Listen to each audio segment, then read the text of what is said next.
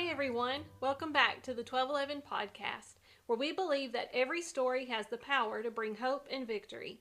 I'm Tabitha, and I'm here with my co-host Jennifer. Hey everyone, I'm so excited for today's episode. We have an incredible guest joining us today, Jake Beard, a local youth pastor with an inspiring story of transformation, who also happens to be my son-in-law. Woo-woo. Jake, welcome to the podcast. Thank you for having me. It's glad to be here. Very thrilled to have this opportunity. We're so glad you're here. Thank you for joining us. We're so excited for our listeners to hear your amazing testimony. But before we unpack your story, let's play rapid fire fun. Okay. So we're going to ask you 10 questions. Don't overthink your answer. I'm already Just share. overthinking. You're already overthinking? Yeah. Just share the first thing that comes to your mind. Are you ready?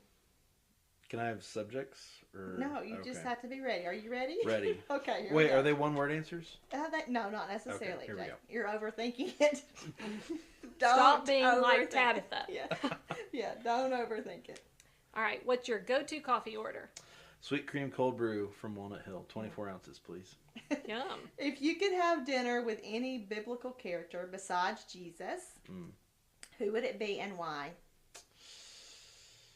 Nicodemus. Because I would like to see what happened after his conversation with Jesus.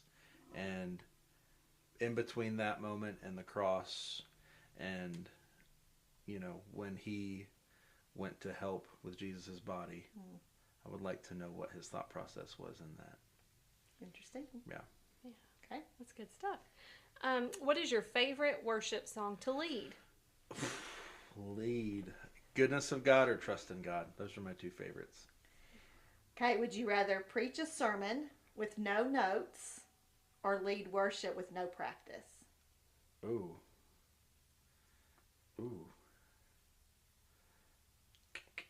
I could preach with no notes. Yeah, I could preach with no notes. No telling how long it'll be, but it might be an hour long. Yeah. That's Okay. awesome, yeah. If you had to describe your personality using a movie title, what would it be?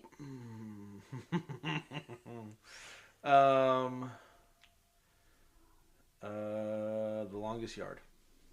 Why? I have no idea. You have no idea. I have What no is idea. the It's a longest football yard? movie. Oh, football movie. Of course. Well, About that's them in you. the That's you. prison, Okay. and they're playing football. So football, prison just yard. because it's football. That's Yeah. you. Okay. Football lover. It was going to be that or Toy Story, but Toy Story wouldn't have made a lot of sense. Okay. It's All just right. one of my favorite movies. Okay. What's the funniest thing that's ever happened to you in youth ministry? Ooh. Funniest thing.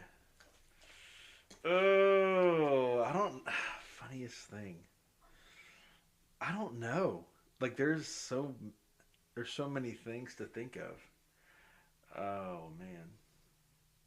Oh, okay. So one of the funniest things this was 2021. We were having a thing called G nights, guys nights, girls nights, and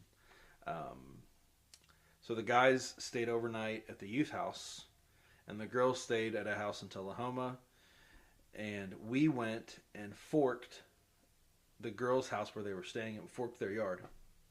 And it was a very poor showing from the guys. They did not know what they were doing. And so they were being all loud, and, we broke some forks in the process. And, we get in the van, and they take forever. Like, guys take forever to do anything, and I'm a perfect example of that.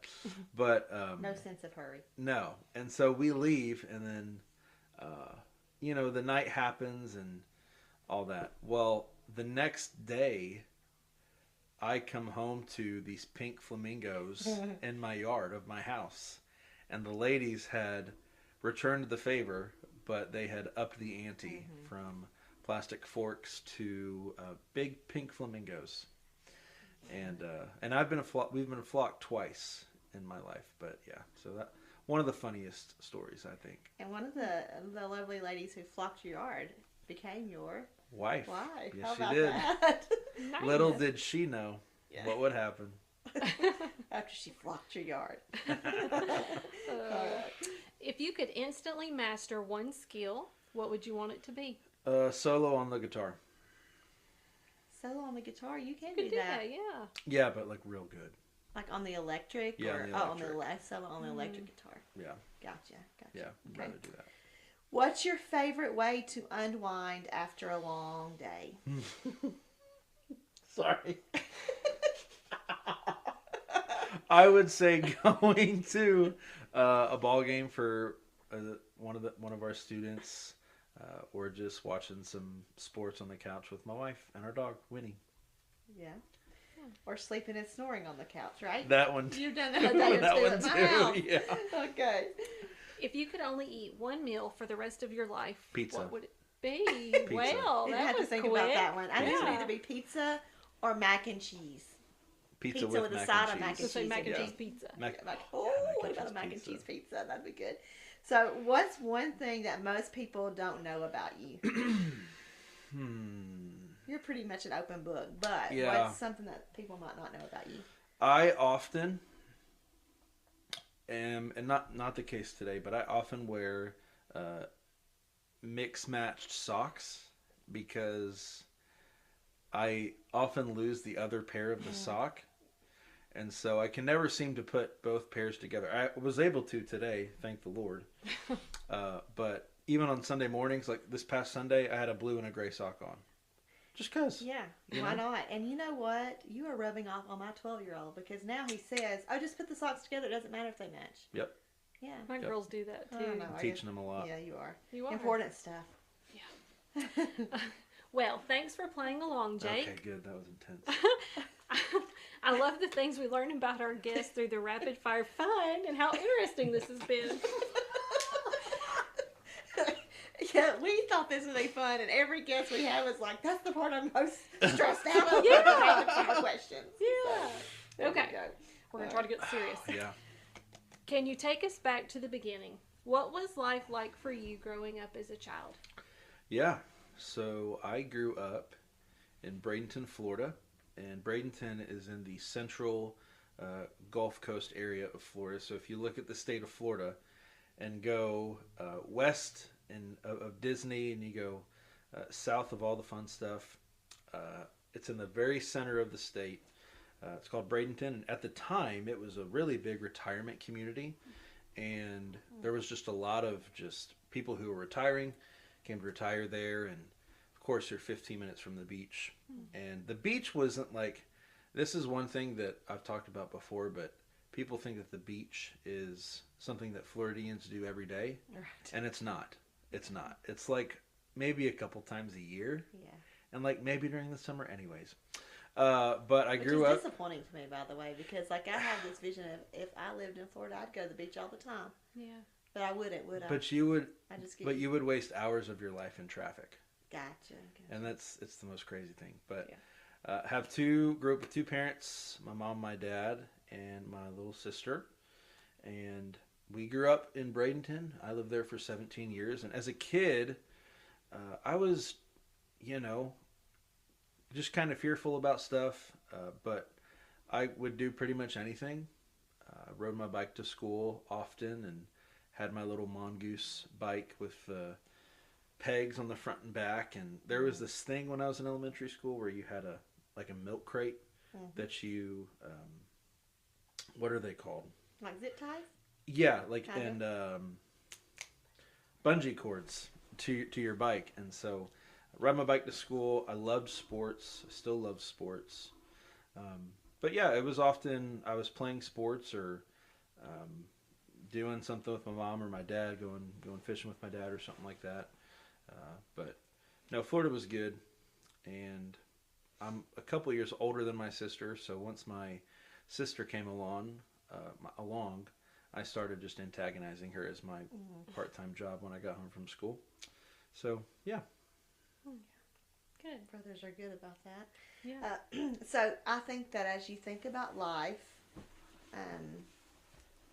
we have these moments in life, I think, that are kind of like pivot moments or mile marker moments for us that, like if someone asked you to kind of plot the timeline of your life, those would be some of the the plots on your timeline that would say, oh, Yeah. this was significant for me. This was a big moment in my life. So just really kind of unpack some of what you would say were those pivot moments. Some really good ones, some maybe really hard ones, but that they were big moments in your life up until this point. Yeah, I would say 2004. I was in second or third grade, maybe first grade. I have no, second or third grade. And my family was really trying to get into church, and it wasn't really anything that we did, not because we didn't believe in. Sure. It was just we just didn't do it. So we started attending the Catholic Church, and that was a very interesting experience as a young boy, and the structure and the stained glass windows and the pews and everything inside of the church was beautiful, and it always was kind of like, oh, like this is really cool, like we get to sit there. And I had really nice Sunday school teachers, and a fun story about the Catholic Church, and we didn't stay there long, but one day they were blessing people with holy water, and so I came forward with my parents, and mind you, I was like younger than 9. And so I go forward, and the priest, puts his fingers in the water and makes the cross on my head. And after he does that, I like freak out, and I run to the bathroom because I think I have this mark on my head for the rest of my life. And I could feel it, and it was just the wetness of the water, but I thought it was like a legit mark on my head. Walk around like this. And forever. so I ran to the bathroom in the back, and I was scrubbing it off of my face, off my forehead, which is funny now that I'm a pastor. But we wouldn't stay there super long because my dad's stepmom invited us to the Nazarene Church right down the road from us. And so I would say her invitation for our family to come sit with her at church was a huge milestone in my family's life. 2004 was also the year that my dad gave his life to Jesus. And it was a really big turning point for our family, and started attending church and just falling in love with what church was and what it was for me and for my family. So I would say, and I have a couple mile markers there, but the earliest one would definitely be 2004. Have any others you want to share? Maybe Yeah, well, I could share a lot, but my freshman year, after my freshman year of high school, I went to teen camp, not reluctantly, but I was just looking for something different because I was sick of football practice, and I was just kind of tired of my life. And so I went to teen camp because my youth pastor was pretty persistent about me attending. And so I went to teen camp, and really just to hang out with people and have a good time, and not even to do anything silly or off the wall. But that would be the week that God would call me to something deeper. And it was a very unique encounter that I had with the Lord, because it was nothing that I had ever experienced before. And during the preaching, it wasn't like I was playing around or couldn't be on my phone because I had a flip phone at the time. But I was just locked in, and that the pastor who spoke that week actually got to be one of my college professors, who actually then got to be a part of me and Carrington's wedding day. And so just a really cool tethering together of moments. And then after that, a couple years later, God would confirm my call to pastoral ministry, and then specifically to youth ministry. Moving to Nashville after my senior year of high school is definitely probably one of the biggest ones of my entire life, because when I look at the first 17 years, and this is going to be a silly analogy, and if you're a pastor out there, just forgive me, but I kind of look at the first 17 years of my life as the Old Testament, to where I was trying to figure out things my own way, Sure. season of wandering, and God sending people and trying to show me what I was doing wrong and what I needed to do, uh, and really like moving to Nashville to go to Tribeca just literally changed my life because the first 17 years of my life in Florida were good, but they were also not the greatest. And ever since I've been here, and it's almost August will be 10 years since I've been in Tennessee. These have been the best years of my life. And I see it as a new testament or a new work of me following the call that God put on my life. And there's a lot of milestones and markers in Tennessee that I could go through. But so 2004, getting called to ministry, and then moving to Nashville to pursue my call in the ministry. Gotcha. Okay. Yeah. That's beautiful. Awesome. Thank you for sharing. Yeah, you mentioned something about fear. Yeah. So your story is powerful because you've gone from struggling with that fear, that shyness, the self-doubt, and now you're boldly leading and encouraging others in their faith. Do you remember when those feelings of fear and self-doubt really started to take hold, and what kind of impact did they have on you as a teenager and a young adult? Yeah, I had a really, and I don't really know why it was, but I had this really bad dream one night as a kid, and I was standing outside of my parents' old house in Florida, and these dogs just started coming up to me, and we didn't have any pets or whatever, and I was already kind of fearful, but they started wanting to like attack me, or so I thought in my head. And so I'm like fending them off with this like, I don't know how to describe it, but it was an end piece to our water hose. And I was trying to like fend them off with it.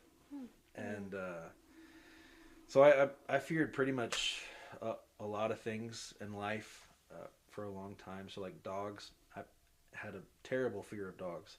Went to counseling for it. And so like I wouldn't really stay the night at people's houses. And when I would go to somebody's house, my parents would have to, ask, hey, can you do this? And I would feel shame because of that. And even when I look back in youth group, like there were so many times that I even, especially like late elementary, even beginning of middle school, where they were having a function at somebody's house and I just wouldn't go because I knew they had a dog. And it was just like little stuff like that. And it eventually grew, and it was a lot of things for a long time, and just abnormal things. Like I had a fear of escalators for a long time because I scraped my knee on one because I missed a step, and so I was just terrified of them for the longest time. And just instances with people too, and feared for a long time of people just leaving my life, and just carried a lot of anxiousness and anxiety and fear of what would happen to me. And and I don't, and the strangest thing is like I can't, for some of the things, like I can't point back to why I was scared of dogs other than it was a dream, or maybe it happened in real life. I don't know. But it played a big part of my story, and even till today, like anxiety is still something that is a part of my story. And like there's no hiding that, and there's no running from it. And but being able to be on this side of all my fears and all my anxieties that I had, and even some anxieties that I still wade through today, I wish I could tell my younger self that it was all going to be okay, because it was going to be. And so fear has had a big part in my life, but God is doing and continuing to do a work just of knowing, like trusting Him, but also reminding me that He's there with me every step of the way, even in the midst of my fears. So talk a little bit about how that fear and self-doubt, like as you kind of make your way through childhood into your teenage years, I think fear and self-doubt manifests itself or impacts us in different ways, different seasons of our life, right? Yeah. So you talked a little bit about how you're leaving Florida, moving to Tribeca was a big moment in your life. But talk about how even going into that, making that transition, making that move, stepping into the call of God on your life, how did fear and self-doubt impact that journey, and how did God walk with you through that? Yeah. There was a lot of fear financially moving to Nashville, because it was a pretty big risk for my family and myself. But when I look back, especially at my freshman year of Tribeca, I kind of walked in with this mindset or I wanted to walk in with this mindset that it was a brand new chapter and I could start over fresh. But none of my actions did that. Like, I was operating out of fear. And in high school, I had a relationship that happened over the course of 3 years. And I took that relationship to college. And I had fear. I knew in my heart that I should have let it go a long time before that, but I didn't, because I was fearful of people leaving my life. And fearful of what that would mean if somebody left my life. And so I kept that relationship when I moved to Nashville. And really that first semester was kind of just like a lost semester, because I was trying to live in two places at once. And in the fall of that freshman year, things were not going well with me and that person. And so I would take it upon myself, because I still lived in Florida, to go down there and just visit her, and think that would patch things up. And so I went down there and drove through the night, missed a couple days of school, and I drive out to her house after school, and she asks me, "Why are you here?" And I had just driven all that way to be there. And then that would just start this unraveling of the person that I thought I was not the person that I was. The person who I was giving myself to was not the person I thought I was giving myself to. And this life that I had built, and this facade that I had built, was slowly starting to fade away and just drift into the ocean. And I had a lot of self-doubt, especially my spring semester, because that's when everything kind of just hit the fan. And I just questioned everything about me, because everything that I had built my life to be and what I wanted it to appear was not what my life was. And I was so lost, and I didn't know what I was going to do. And so I had really good people in my life at Tribeca, and I had a really good pastor, Jordan Guthrie. He was my pastor through college, and he was a big part of me, even just sticking around that freshman year and just reminding me of who I was, even when it was very hard to remind myself of that. And so I think I answered the question, but... Yeah. So you kind of, it sounds like, and I think that your experience as a freshman happens for a lot of college kids, more than we recognize. I know even my freshman year of college, I recognized that for me it was a different kind of breaking down and rebuilding, but I've been raised in church my whole life, and when I went to Tribeca, also I'll never forget sitting in Tim Green's class, Intro to Good Faith, and I shared this with him at your wedding, that it was a pivot moment for me, because I had been following Jesus for a while at that moment, and had been struggling with a call to ministry, but sitting in his Big Faith class, oh man, it was a moment in my life that I had to start thinking, what do I believe, not what do I believe because someone else has told me that. Right. But like it kind of was an undoing of sorts to recognize well-intending people. I had listened to them, but when I really got to studying the Word of God for myself in a deeper way and understanding it, I recognized that I had believed some things that weren't true or that weren't really scripturally based, and so it was an unpacking. And I think that happens for a lot of people, whether they're going to college or going into the military or they're going into the workforce. That leaving all you've ever known, that stepping into adulthood, it's the thing that you think you want to do your whole life is I want to be a big person, I want to be an adult, and then all of a sudden you are, and you're like, oh, now what, But you did unpack that story for us, and I want you to even just think a little. You talked about like that, how this kind of unraveling of sorts happened for you, and obviously that didn't last forever because here you are. Right. So,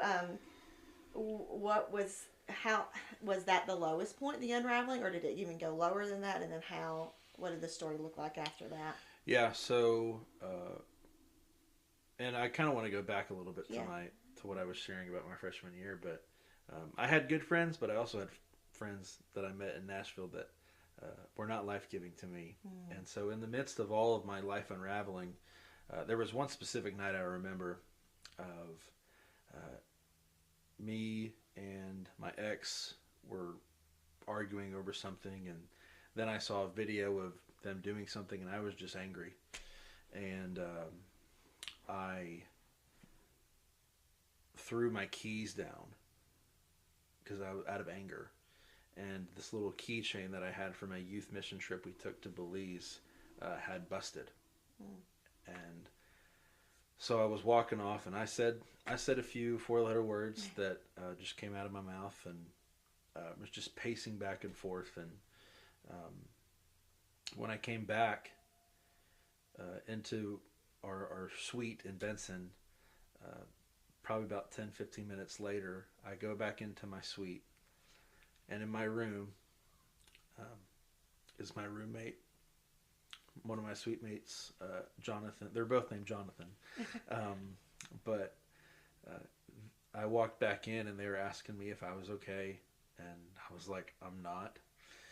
And they just wanted to listen to me. And then he handed me my keys back, and he had glued my keychain back together. And it was a beautiful, simple yet beautiful reminder that I had people there that cared about me, even though they had just seen me with my butt out. Like they loved you out where you were. Yeah. And then later that night, I go from that room, and I had plans to go see a movie, and so I went to my other friend's suite, and I'm waiting, and then I see, and mind you, this is a Christian university, right? And this is not everybody that attends said university is there for Christ-like practices, right? And so, important lesson for anyone going. Right. And so I'm waiting in there, and then I see this guy walk in who I don't really know, with 2 12-packs of Bud Light in his hand, and I'm like, what's the deal? Like,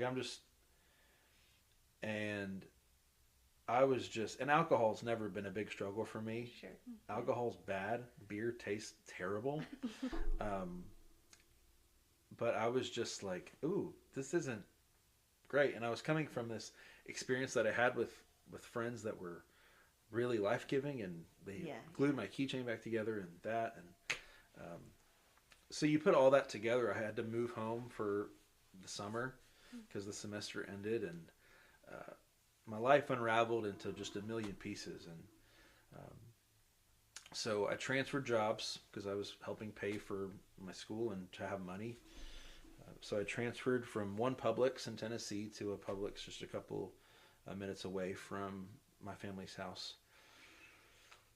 And when I called to transfer down there, I told them to put me on the schedule for as much as they needed me, even on Sundays. And I told them specifically I wanted to work on Sundays because I was trying to avoid the pain of returning to the person and the people that I had hurt and the people that had hurt me.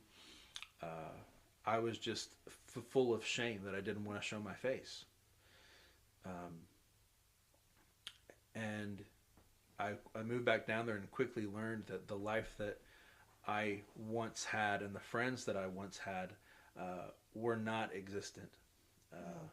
I specifically remember on my birthday going and getting a haircut and then just sitting in my car and crying because I had nobody to spend my birthday with because I had lost all my friends.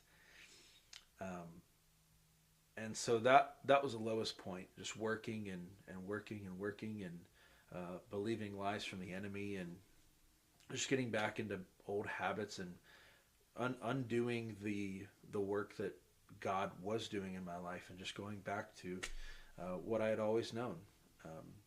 And there was one night where I was heavily contemplating just trying to make my life not happen anymore. And I was just driving and driving and driving, and I pulled over. And I drove long enough to where I went, and I can't draw this for you, but I went the long way to Sarasota, and I had driven from Bradenton, and Sarasota is north of Bradenton, but I drove all the way up through the beach, all the way across the bridge to get from Bradenton to Sarasota.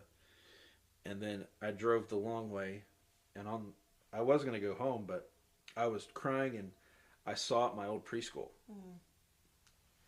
And so I pulled over in that parking lot. And I was just thinking, like, this is the time. This is when it's going to happen. And it was about 10 o'clock at night. And I was just crying in my car, and then I see this car pull up behind me. And it's pitch black, can't really see anything. And then I see an officer with his blue and red lights on. And I was like, oh, crap, they're going to think I'm. And so he comes to my window, and I just cry.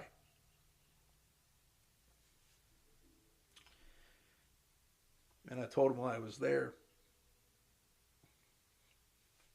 and that I had wanted to end my life, and I was just at the end of my rope. And he would talk me off the ledge, and that was probably the lowest it ever got for me, being in that parking lot. And but God had sent that police officer to intervene because he had way more ahead for me than I thought at the time. And so when that happened, that pretty much was a big wake-up call to me of like, hey man, like there's more to your life than your failures. Like there's more to your life than your shame that you carry. And God actually does want something to do with you, even though like you've gotten it wrong time after time. And so I went as I said, I wasn't going to church, but pretty much all through May, all through June, I had pastors from my home church reach out to me. And they were asking me where I was. They knew I was home. They were like, we haven't seen you. Where are you? And I would just ignore them.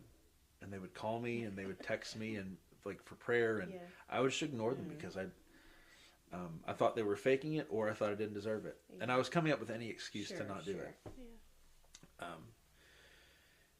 Well, her name was Pastor Robin, and she reached out to me once again after this had happened, and I was kind of like, okay, I need to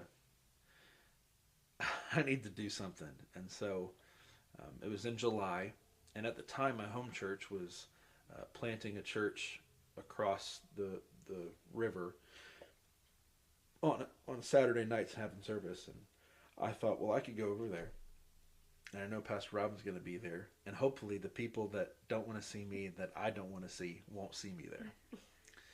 And so I drive about 30 minutes that way, and I'm just driving. I'm like, am I really going to do this? Because it was a ways out there. And, it was in an elementary school cafeteria. And I pulled in, and it was hot, man. Like, it was brutally hot. And so I got in my car, and I walked to the door. And I remember, I can still feel the heat of that door handle into the cafeteria. And I open it, and before I could even open it fully, Pastor Robin was standing in the doorway waiting for me. Yeah. And I fell into her arms. And she said, Jake, I'm so glad you're here. And so, I'm so glad you're here. That's something that I try to tell my students each week, because those words shaped my life and were pretty big life rafts in moments where I thought the waves were going to get over my head. So that was probably the lowest it got. And, you know, I've had times in my life where since then that have been up and down, but I look back at that moment, and that was like probably the first time that I had felt with a hug God's grace. That's good. Like, so yeah. I believe that the hardest and darkest moments of our life becomes the place where we learn the most about God and ourselves. Right. For me personally, it's been those seasons, and I've had a similar experience that I never would have chosen, that God used to grow my relationship with Him. Like, I wouldn't have said, let's have this moment, because that's going to grow me. Right. How has that been true for you? Oh,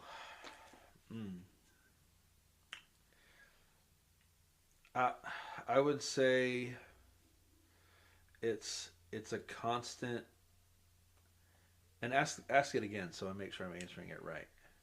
Like,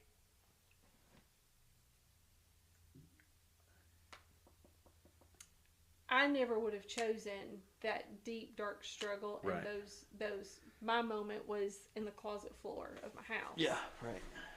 I wouldn't have chosen that. Yeah. To be how my relationship with God would grow so big and great. Yes.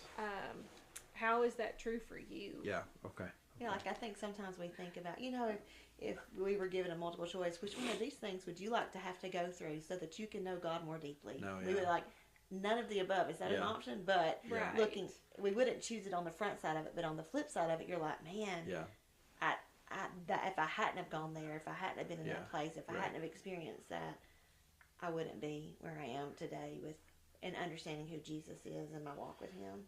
Yeah, that's that moment in that cafeteria doorway kind of relaunched and brought a lot of color to what my relationship with Jesus was supposed to be. It wasn't supposed to be that I had it all figured out and life was perfect all the time. Yeah. But even in my failures, even in my moments of weakness and pain and sadness, that He could be there with me. Yeah. And so from that moment, I kind of shifted my perspective as everything I'm going through, it's a moment where I can lean on God. And those are moments where, and you were kind of talking about this earlier with somebody that had reached out to you, but giving us more than we can handle. I don't know if I prescribe to the theology that God has like these little missions that He is sending from heaven to us to see if we complete it. But I think every moment and of really great things, but also really hard things, are times where we can really lean on God. So leaning on God in the moments where life is great. Because when we're, our wedding day, best day of my life, best day of her life, best day of our lives, we wouldn't have been there without the Lord. And well, and you wouldn't have been there without some other things in your past that were hard, that had those things worked out, this wouldn't have happened, right? And that's where you see like God's provision and His grace in your life. Of like at the moment that seems devastating when life takes a hard left turn, and you're like, Yeah. oh, I don't want that hard left turn, but then you realize you won't experience what's up ahead unless you make the hard left turn. Yeah, and it like shifting from that perspective of things that were happening to me, but things were unfolding because of my choices or not. Right. Like sometimes we get in places where it's not our choice or places where it is, but it's not that things are happening to me, but things are happening, so I need to rely on God. Yes. And so I, like those moments have really shifted my perspective of like, but real mile markers of my faith were those moments of just deep despair, but also, and since then, there's been really hard moments, but I kind of just shifted from thinking, oh, woe is me, crap, this, is terrible. But these are moments that I can trust God, even though I feel like junk, even though I want to give up. I know God has got me. So yeah, I think I answered that. You've not returned back to that deepest, darkest moment just because He grew your faith that much. You know He's there. You're not alone. Right. Yeah. Absolutely. Yeah. Absolutely. If you were going to try to describe to someone what kind of your healing journey, and you talked a lot about how God sent people into your path to be a part of the healing journey, but if you were going to say in one sentence how you would describe your healing and transformation journey, what would you say? Oh my. Oh.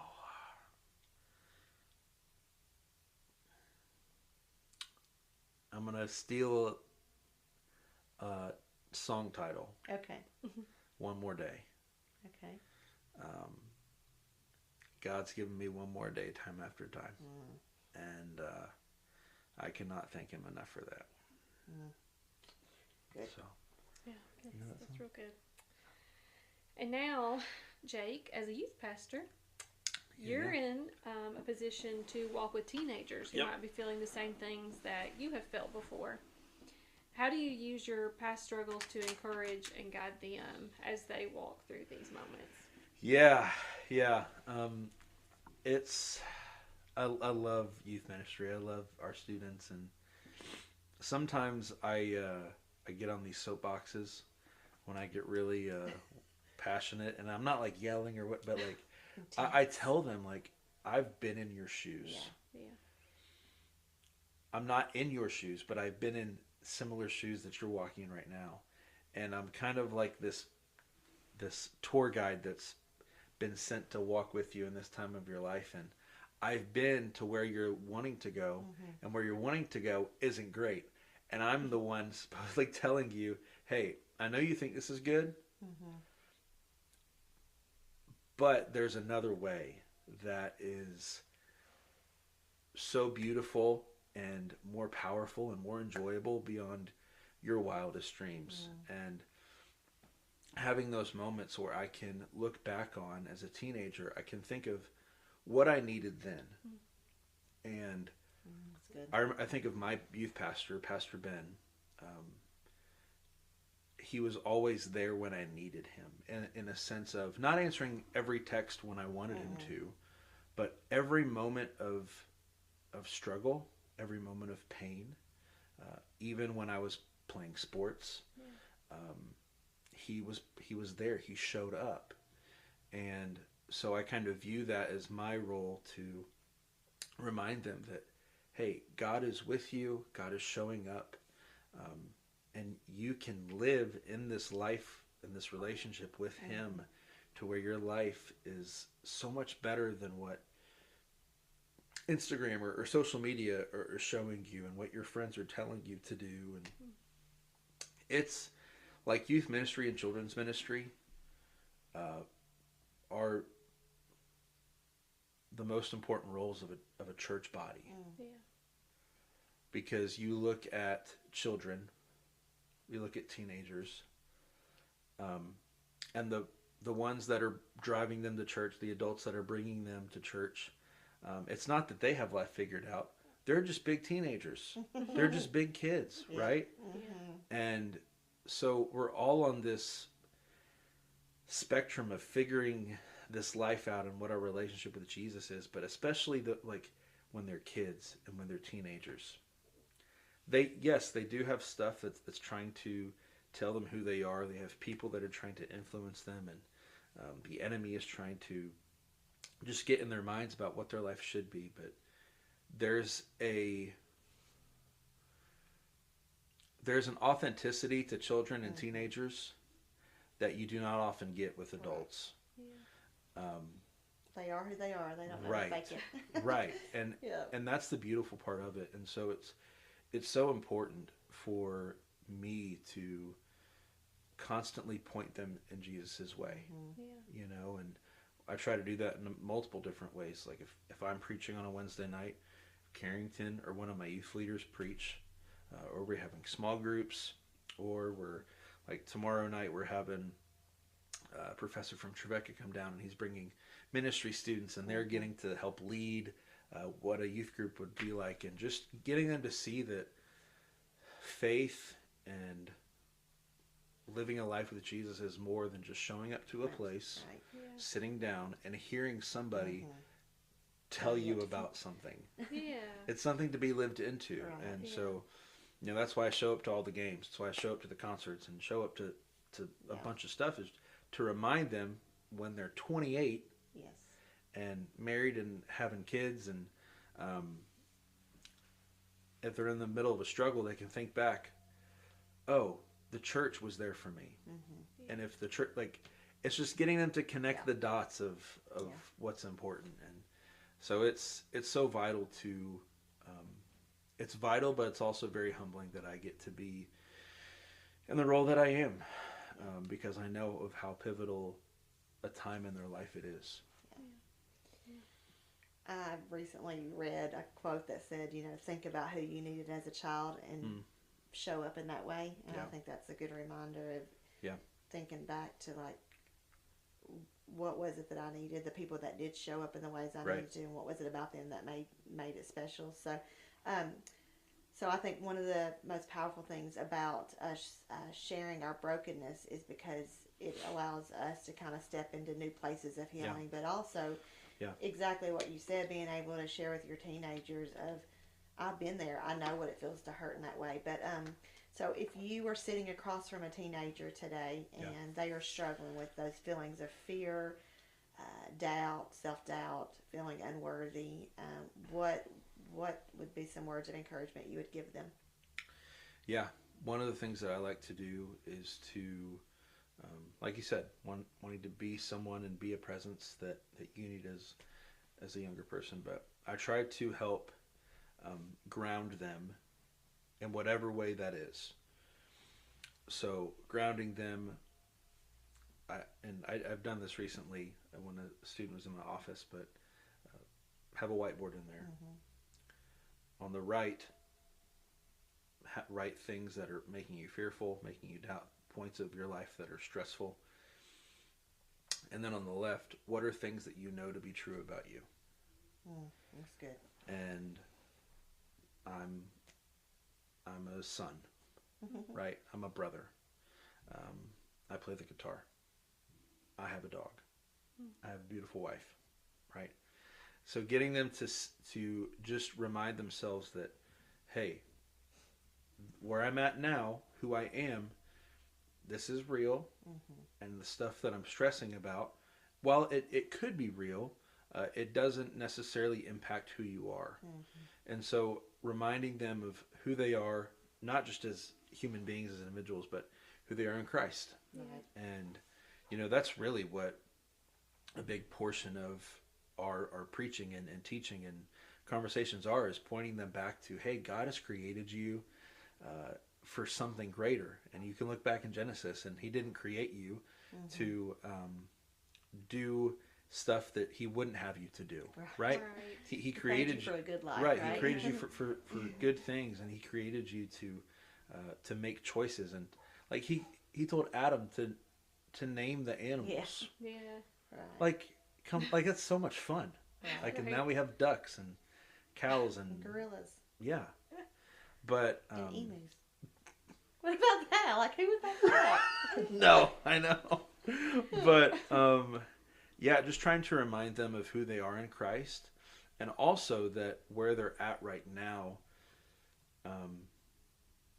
doesn't have to be where they are forever. Yeah, that's good. You know, Such a because good reminder. and just speaking from, you know, and I really try hard when I'm speaking to students to not always, like, especially one-on-one, I never really try to interject my stories to be like, oh, well, I've been there too, and this.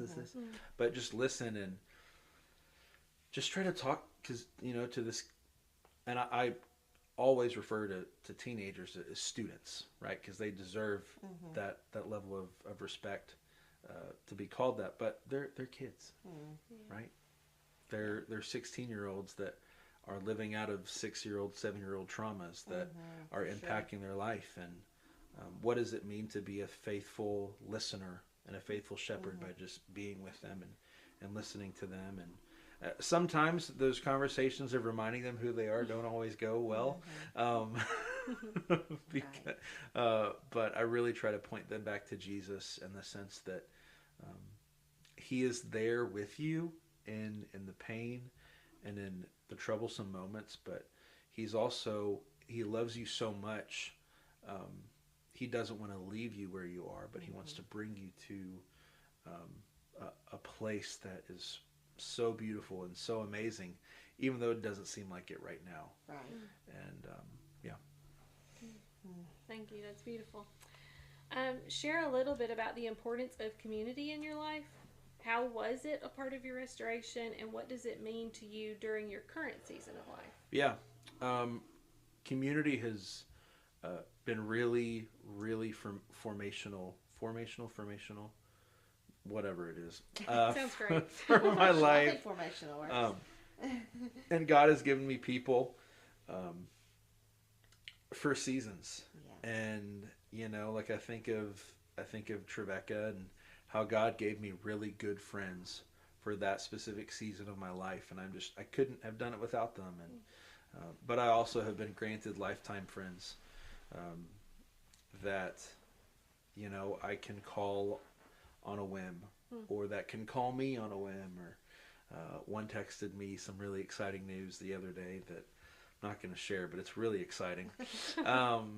Just having people to look in the eye and be equals, you know, especially as a pastor. Like that's one of the hard things when, like, getting older, as young adults, like, having the title of pastor is a blessing, but also in cultural circumstances, sometimes it's not, because then everybody, you know, if you don't know somebody, they clam up and their hands start to get sweaty and they try not to, like, curse around you or whatever. And they all of a sudden become someone they're not. Yeah, but community has been important, but also, and I want to be intentional about how I say this, but there's been times where I've had great community and times where I haven't. Right. Even post Rebecca. Sure.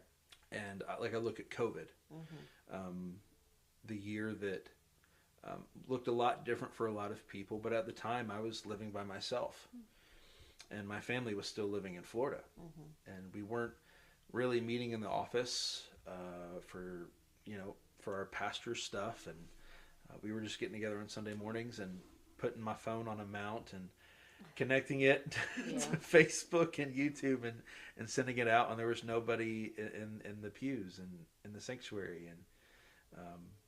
And I'm in a way, and this is going to sound so silly, but in 2020 I really learned of Jesus telling me and stretching me to say that he was all that I really ever needed. Because in 2019, I was going to a bunch of weddings. I was going to a bunch of fun things for other people. And, you know, like, weddings that you're invited to are not about you, right? Right. But when you go home as a single person, you're like, oh, dang. Right. This seat next to me is empty, and I'm going home to nobody. And so it was a very hard season of just like sitting on my recliner at night and just, this is all I have, and it's okay. Yeah. But it was God's way of saying, hey man, all that you ever need is me. And I really learned that in 2020, and in 2021 I got to live that out. But yeah, so community has been important, and even lately, like, God's put really sweet people in our lives that, you know, we can look in their eyes and they see us as like, they know that we're Pastor people. Jake and Pastor Carrington, but we're Real also people. Jake and Carrington, and my name is not Pastor, right? Like, my name is Jake, but yeah, and community has looked like people my age, but it's also looked like Michael Johnson is somebody, like, it was truly my first friend in Estill Springs was Michael Johnson, and Michael's in his 40s and he's got a beautiful family. Michael's getting closer to 50. Yeah. Actually, he is 50 now. He is 50 now. Yeah, like, and so it's also looked like leaning on people who have lived a little bit longer than me, and leaning on them. So community's been really important, and I'm very blessed with the community God's given me. So as we begin to wrap things up, I want you to think of just 3 specific ways that you still see God restoring you from places of break. What are 3 things He's doing currently, right? Because restoration and transformation are ongoing. It's not like we arrive, right? And that's the goodness of God in our life, and His grace and mercy that just continues to overflow into our life. But three things right now that are tangible evidence to you that God is restoring all the brokenness, the hurt, the pain. Yeah. Number 1 is my wife. As a single person, you don't understand, even when you're dating, you don't understand the level of authenticity you will have. And I had, on our wedding ceremony, when Pastor Tim and Dr. Tim Green, when they preached on covenant, it was for a purpose. And living life with Carrington has been, it's beautiful, and it also challenges me to be better than who I am. And even though I'm not who I some days want to be, it's her also extending grace to me, and like, hey, today was not a great day. That's all right. We're gonna, wipe our hands and move on to the next day. And it's been such a, I've never known this type of love that I've been able to share with her. But I've also, in being married, I've never sensed